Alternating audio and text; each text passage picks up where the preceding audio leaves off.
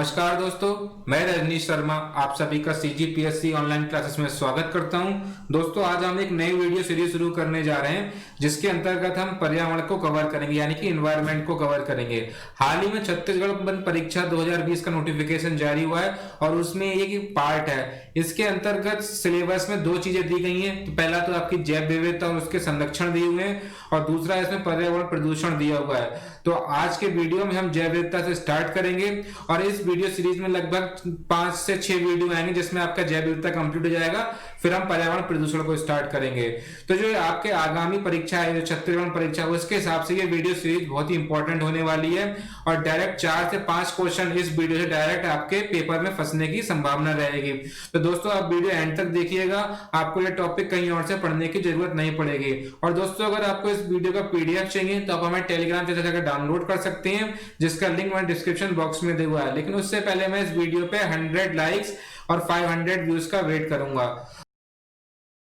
आने वाले समय में छत्तीसगढ़ परीक्षा और एसीएफ रेंजर के जो पेपर 2 के जो रिमेनिंग सब्जेक्ट है, जैसे फिजिक्स यानी कि भौतिकी, आपका केमिस्ट्री यानी कि रसायन विज्ञान, बायोलॉजी यानी कि जीव विज्ञान, प्रौद्योगिकी यानी कि टेक्नोलॉजी, कृषि विज्ञान और वानिकी, ये सारे सब्जेक्ट्स हमारे यूट्यूब चैनल में वीडियो के माध्यम से आपको कवर कराए जाएंगे।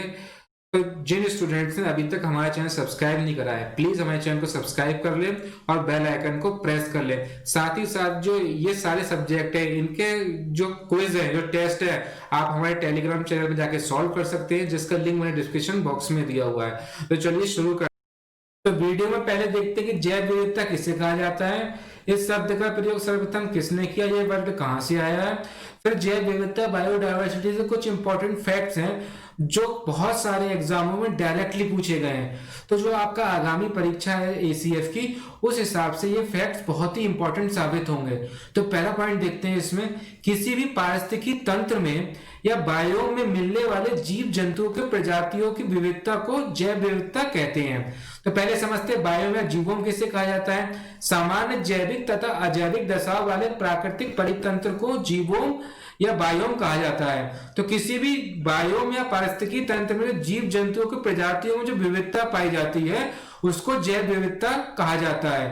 तो जो जैव विविधता है आपका 2 वर्डों से मिलकर बना है। जैव यानी कि जीव, विविधता मीन्स डायवर्सिटी। तो जैव विविधता जीवन और विविधता के संयोग से निर्मित शब्द है जो आमतौर पर पृथ्वी पर मौजूद जीवन की विविधता और परिवर्तनशीलता को संदर्भित करता है। तो इसके अकॉर्डिंग जीवों की विविधता और उनमें परिवर्तनशीलता पता चलती है। नेक्स्ट पॉइंट देखते हैं, किसी भी पर्यावरण में विभिन्न प्रजातियों की श्रेणियों को जैव विविधता के रूप में जाना जाता है। तो किसी भी पर्यावरण में जीवों की जो प्रजातियों की जो विभिन्न श्रेणियां हैं उनको किसके रूप में जाना जाता है, जैव विविधता के रूप में जाना जाता है। तो बेसिकली आसान भाषा में समझाया जाए तो जैव विविधता का तात्पर्य पृथ्वी पर पाए जाने वाले जीवों की विविधता से है। मतलब कितने जीव की विविधता पाई जाती है पृथ्वी पर, उसको हम जैव विविधता बोलते हैं। इसका अर्थ किसी निश्चित भौगोलिक क्षेत्र में पाए जाने वाले जीवों व वनस्पतियों की संख्या से है तथा इसका संबंध पौधों के प्रकार, प्राणियों व सूक्ष्म जीवों से है। तो बेसिकली ये सब कुछ जैव विविधता के अंतर्गत आता है। अब इसकी जो ऑफिशियल डेफिनेशन है वो देख लेते हैं। 1992 में रियो de जेनेरियो में आयोजित पृथ्वी सम्मेलन में जैव विविधता की मानक परिभाषा अपनाई गई।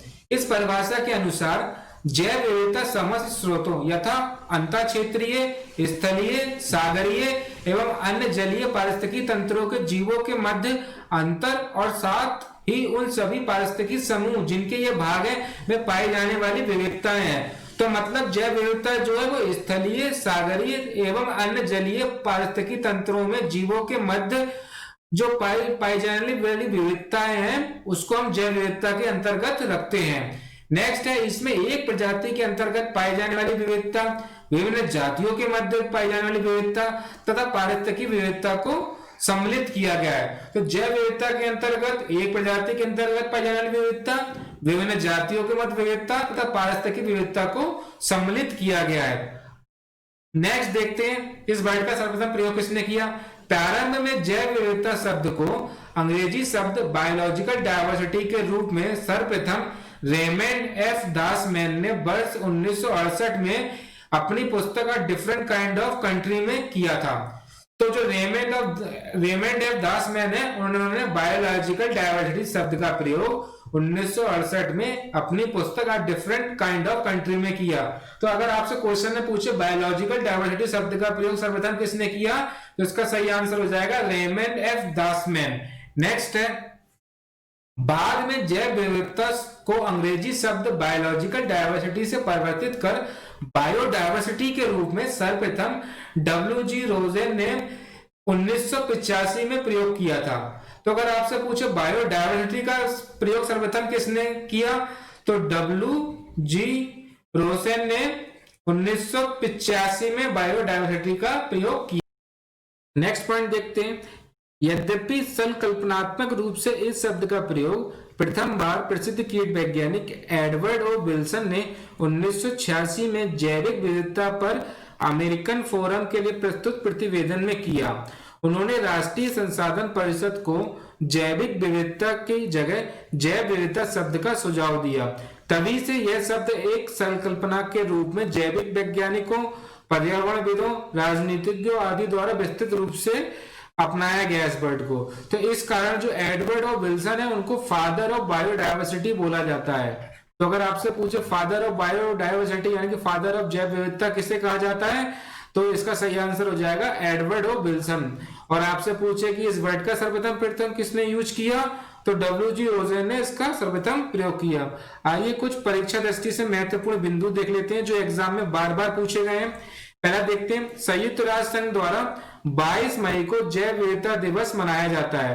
तो जो इंटरनेशनल डे ऑफ बायोडाइवर्सिटी है वो 22 मई को यूएन द्वारा मनाया जाता है, जबकि विश्व के कई देश 29 दिसंबर को जैव विविधता दिवस मनाते हैं, क्योंकि जो 29 दिसंबर 1993 को जैव विविधता संधि प्रभावी हुई थी। तो इसी कारण जो देश के कुछ कंट्री 29 दिसंबर को भी जैव विविधता के रूप में मनाते हैं। तो अगर आपसे यूएन के अकॉर्डिंग पूछे तो 22 मई इसका आंसर हो जाएगा। तो नेक्स्ट क्वेश्चन भी हमारा यही है, जैव विविधता संधि कब से प्रभावी हुई, तो 29 दिसंबर 1993 को जैव विविधता संधि प्रभावी हुई। नेक्स्ट है, भारत सरकार ने जैव विविधता अधिनियम कब पारित किया, तो भारत सरकार ने वर्ष 2002 में जैव विविधता अधिनियम पारित किया। नेक्स्ट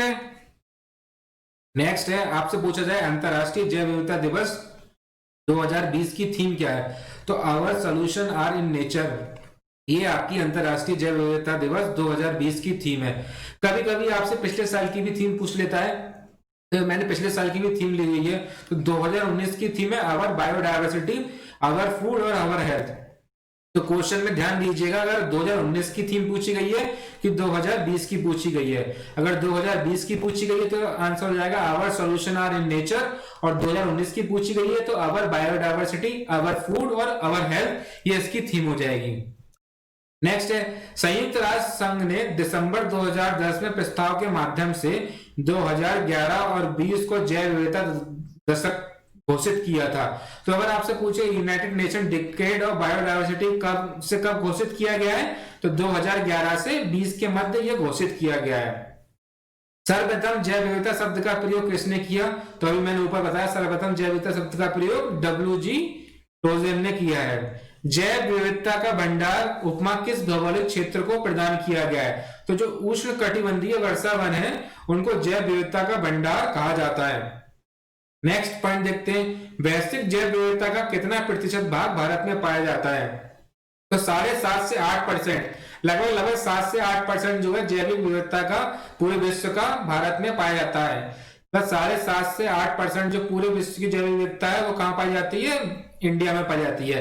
अगर एरिया वाइज बात करिए तो इंडिया का एरिया 2.4% है टोटल वर्ल्ड एरिया का, लेकिन जैविक विविधता के मामले में कितना हिस्सा है इंडिया का, 7 से 8% के मध्य इसका हिस्सा है। तो बायोडाइवर्सिटी के अकॉर्डिंग इंडिया काफी रिच कंट्री है। नेक्स्ट देखते हैं, सर्वाधिक प्रजाति विविधता किस भौगोलिक क्षेत्र में पाई जाती है, तो भूमध्य रेखीय प्रदेश में सर्वाधिक ये आपकी विविधता, प्रजाति विविधता पाई जाती है। तो ये देखते हैं जो मैंने बताया, जो आपका जो भूमध्य रेखीय जो प्रदेश है वहां पे आपकी सर्वाधिक जैव विविधता पाई जाती है। ये मैंने डायग्राम के थ्रू आपको समझाने की कोशिश भी करी है। तो ये डायग्राम क्या है, पृथ्वी पर जैव विविधता की प्रवणता यानी ग्रेडियंट ऑफ बायोडाइवर्सिटी, इसको बोलते हैं। जब अक्षांशों पे अगर आप ऊपर नीचे बढ़ेंगे तो जो ऊपर नीचे बढ़ने से जो जैव विविधता में अंतर आता है उसको हम क्या बोलते हैं, जैव विविधता की प्रवणता, यानी कि ग्रेडियंट ऑफ बायोडायवर्सिटी। तो जब आप भूमध्य रेखा से ध्रुवों की ओर चलेंगे तो जो आपकी जैव विविधता है वो घटती है, यानी कि ध्रुवों पर आपकी निम्न जैव विविधता पाई जाती है। और इसके विपरीत जब अगर ध्रुवों से आप क्या कहते हैं भूमध्य रेखा की तरफ बढ़ेंगे तो आपको सर्वाधिक जैव विविधता मिलेगी, और भूमध्य रेखा पर आपको सर्वाधिक जैव विविधता देखने को मिलेगी। तो यही है ग्रेडियंट ऑफ बायोडायवर्सिटी। जब आप भूमध्य रेखा के दूर जाएंगे तो बायोडायवर्सिटी गिरेगी और ध्रुवों पर निम्न जैव विविधता मिलेगी, और अगर आप ध्रुवों से क्या कहते हैं भूमध्य रेखा की तरफ आएंगे, लाइन ऑफ इक्वेटर की तरफ आएंगे, तो आपकी जो जैव विविधता है वो बढ़ेगी। तो ये कुछ कंसेप्ट थे इसके। नेक्स्ट देखते हैं विश्व की सबसे बड़ी प्रवाल वृत्ति ग्रेट बैरियर रीफ कहाँ स्थित है, तो ये आपकी ऑस्ट्रेलिया में स्थित है। नेक्स्ट है आपका लक्षद्वीप समूह किस प्रकार के द्वीप हैं, तो ये कोरल द्वीप है, यानी कि मूंगा द्वीप इन्हें बोलते हैं लक्षद्वीप समूह को। नेक्स्ट है आपका प्रवाल, यानी कि जिसको मूंगा भी बोलते हैं, वो किस संघ के जीव हैं, तो सिलेंट्रेटा संघ के ये जीव हैं। तो आपसे पूछ सकता है जो प्रवाल और जो मूंगा जो बायोडायवर्सिटी में काफी रिच होते हैं, यानी कि जैव विविधता में काफी रिच होते हैं, वो किस संघ के जीव हैं, तो सिलेंट्रेटा संघ के जीव हैं।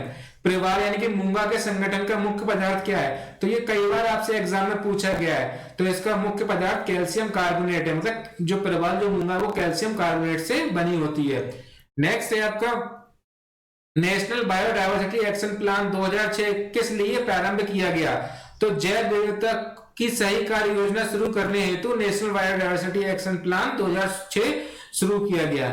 नेक्स्ट देखते हैं संसार में किस देश के वनों में सर्वाधिक जैव विविधता पाई जाती है, तो जो ब्राजील के जो वन है उसमें संसार के सर्वाधिक जैव विविधता पाई जाती है। तो वनों में सर्वाधिक जैव विविधता कहां पाई जाती है, पूरे वर्ल्ड में ब्राजील में। नेक्स्ट है आपका भारत के किस क्षेत्र को पारिस्थितिकी उष्ण स्थल की संज्ञा दी जाती है, तो जो पश्चिमी घाट है उसको पारिस्थितिकी उष्ण स्थल कहा जाता है, क्योंकि यहाँ पे जैव विविधता बहुत अधिक मात्रा में पाई जाती है। इसको हॉट स्पॉट एरिया भी बोलते हैं। अगर हम बताएंगे हॉट स्पॉट एरिया क्या होते हैं, जो पश्चिमी घाट है वो जैव विविधता से प्रचुर है, बहुत अधिक जैव विविधता पाई जाती है। नेक्स्ट पॉइंट देखते हैं प्राकृतिक संरक्षण के लिए अंतरराष्ट्रीय संघ के अनुसार विश्व में सर्वाधिक संख्या में संकटापन्न जीव कहां पाए जाते हैं, तो मतलब जो क्रिटिकली डेंजर्ड जीव है वो कहां पाए जाते हैं पूरे वर्ल्ड में, तो इसका सही आंसर हो जाएगा भारत।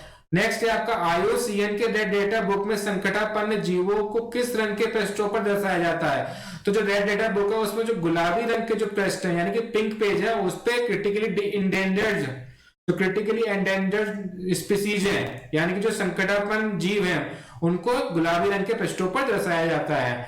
नेक्स्ट है भारत का प्रथम national centre for marine biodiversity कहां पर स्थित है, तो ये आपका गुजरात प्रांत के जामनगर में स्थित है। तो आपसे पूछ सकता है भारत का प्रथम national centre for marine biodiversity कहां स्थित है, तो ये आपका गुजरात प्रांत के जामनगर में स्थित है। इस केंद्र का उद्देश्य समुद्र तटीय क्षेत्र में स्थित जैव विविधता की सुरक्षा करना है। तो इस केंद्र का क्या उद्देश्य है, जो समुद्र तटीय में जैव विविधता है उसका ह्रास ना हो और उसको संरक्षण प्रदान करना है। नेक्स्ट है आपका सारगेसम नामक विशिष्ट प्रकार की घास, ये घास होगा, कहां पाई जाती है, तो सारगेसो सागर में सारगेसम नाम की विशेष प्रकार की घास पाई जाती है जो आपकी जैव विविधता में प्रचुर है, मतलब काफी अधिक जैव विविधता इस घास के अंदर पाई जाती है। नेक्स्ट है आपका सारगेसो सागर कहां स्थित है, तो उत्तर अटलांटिक महासागर में ये स्थित है। तो ये कुछ इंपॉर्टेंट फैक्ट थे जो मैंने बताए। अब देखते हैं जैव विविधता के प्रकार, टाइप्स ऑफ बायोडायवर्सिटी। पहले कुछ पॉइंट देख लेते हैं इसमें। जैव विविधता किसी जैविक तंत्र के स्वास्थ्य का घोषक है, मतलब जिस क्षेत्र में जितनी अधिक जैव विविधता पाई जाएगी वो जैविक तंत्र उतना ही अधिक स्वस्थ होगा, मतलब हेल्दी होगा, वहां के पर्यावरण स्थिति काफी अच्छी होगी। नेक्स्ट है यह किसी दिए गए पारिस्थितिकी तंत्र बायोम या एक या पूरे ग्रह में जीवन के रूपों में विभिन्नता का परिमाण है। तो मतलब इसके द्वारा पता चलता है कि एक तंत्र में बायोम या ग्रह में जीवों के रूप में कितनी भिन्नता पाई जाती है। एक समुदाय में रहने वाले जीव जंतु वनस्पति दूसरे समुदाय के जीव जंतु से आवास खास श्रृंखला के आधार पर अत्यधिक भिन्न हो सकते हैं, मतलब एक तंत्र में पाए जाने वाले जीव जंतु दूसरे तंत्र में पाए जाने वाले जीव जंतु से अलग हो सकते हैं। जैसे रेगिस्तान में पाए जाने वाले जीव जंतु जो आपके कहते हैं ठंडी जगह वाले क्षेत्र हैं, जो आपके ध्रुव हैं, उत्तरी ध्रुव और नॉर्थ ध्रुव या पर्वतीय क्षेत्र है, वहां पे पाए जाने वाले वनस्पतियां और जीव जंतु मरुस्थलीय क्षेत्र में पाए जाने वाले जीव जंतु और पेड़ पौधों से अलग होते हैं।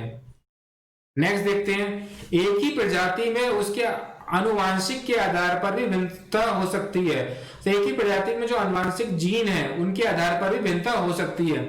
जैविक विविधता का अध्ययन समुदाय, प्रजाति एवं प्रजातियों की आनुवांशिकी में विविधता के आधार पर 3 प्रकार से किया जा सकता है। तो जो जैविक विविधता की विविधता है उसको 3 प्रकार से अध्ययन किया जा सकता है। एक आपका आनुवांशिक विविधता, दूसरा है आपका जाति विविधता, तीसरा है समुदाय व परितंत्र विविधता। तो जो आनुवांशिक विविधता है वो जीन्स की विभिन्नता के कारण उत्पन्न होती है, जाति विविधता विभिन्न जातियों के बीच विविधता के कारण उत्पन्न होती है, और जो समुदाय व परितंत्र विविधता वो एक क्षेत्र में पाई जाने वाली विविधता के कारण उत्पन्न होती है। तो आगे के वीडियो में हम तीनों विविधता को विस्तृत रूप से अध्ययन करेंगे और इंपॉर्टेंट फैक्ट देखेंगे इस टॉपिक से रिलेटेड। अगर दोस्तों आपको ये वीडियो पसंद आया हो, थोड़ा भी हेल्पफुल लगा हो, तो प्लीज इसको लाइक करें, शेयर करें और हमारे चैनल को सब्सक्राइब कर कमेंट करें। जैसे इस वीडियो पे 100 लाइक्स और 500 व्यूज आ जाएंगे, मैं वैसे इस वीडियो का दूसरा पार्ट अपलोड कर दूंगा। आज के लिए बस इतना ही। जय हिंद, जय भारत, जय छत्तीसगढ़।